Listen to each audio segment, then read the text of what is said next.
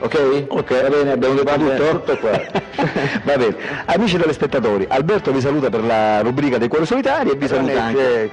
Quello che voglio dire io praticamente, cioè innanzitutto io cerco la donna che non c'ha niente e poi La va cercando praticamente nuda, neanche nuda nel senso che non abbia né proprietà, ma anche senza montante pure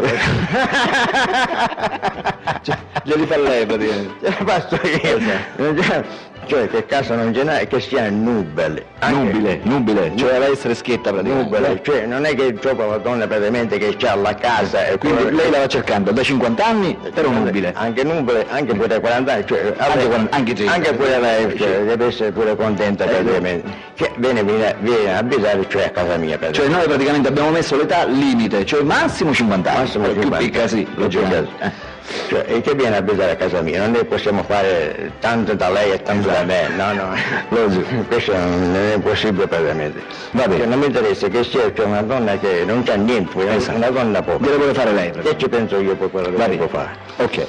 Amiche telespettatrici, lo ripeto, per chi è interessato al signor Gaspare Suppa, 70 anni, di Alcamo, attenzione perché il signor Gaspare Suppa è di Alcamo, può telefonare, va bene. Allora lì c'è la telecamera, fai il tuo video